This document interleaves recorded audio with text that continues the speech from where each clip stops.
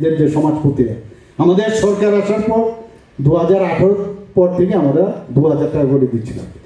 2023-এর পরে আমরা ডিসিশন নিলাম যে না, ওনারা যেহেতু সমাজপতি, তারা সমাজের জন্য কাজ করছে, তাদেরকে, এবং সেখানে ক্যাপিংও ছিল, সে 2000 থেকে আমরা 5000 করেছি।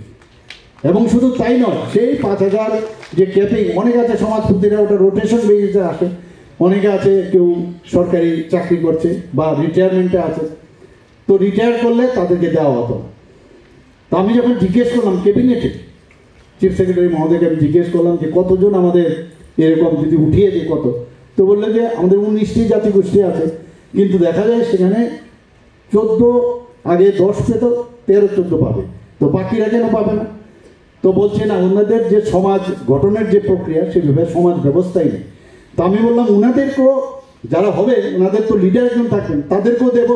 শুধু তাই নয়, যখন আমি জিজ্ঞেস করলাম কতজন আমাদের এখানে রেজিস্টার্ড জনজাতিরা আছে, তো প্রায় 40+ আমাদের জনজাতি এখানে আছে। আমি বললাম সবাইকে আমরা দিব 5000 টাকা করে, এবং ডিএমকে বলুন যে সব জায়গায় খবর নিতে, তাদের আমরা হারাতে চাই না ওনাদেরকে, তাদেরকে আমাদের সম্মান, আমরা আমাদের সরকার আসার পর যেভাবে জনজাতিদের আমরা সম্মান দিচ্ছি, ওনাদের আর্থিক উন্নয়ন থেকে আরম্ভ করে সামাজিক উন্নয়ন থেকে আরম্ভ করে আমরা সব কাজ ওনাদের জন্য করছি। হ্যাঁ, মহারাজা বীর বিক্রম কিশোর মাণিক্য বাহাদুর, আপনারা জানেন যে ওনার এই যে এয়ারপোর্ট, যখন সেকেন্ড ওয়ার্ল্ড ওয়ারের শেষ দিকে এখানে one of the oldest airport বীর বিক্রম কিশোর মাণিক্য বাহাদুর সেখানে আগরতলা সিঙ্গারুই এয়ারপোর্ট তৈরি করে, পরবর্তী সময়ে আগরতলা এয়ারপোর্ট হয়।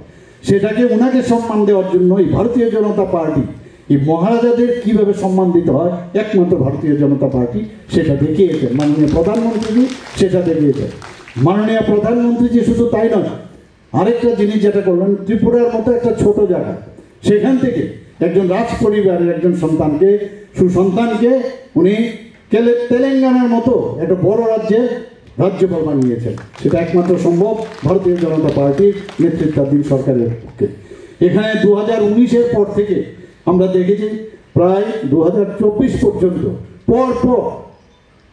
পরপর 7 জন যারা জনজাতি ব্যক্তিরা, বিশিষ্ট ব্যক্তিরা, তাদের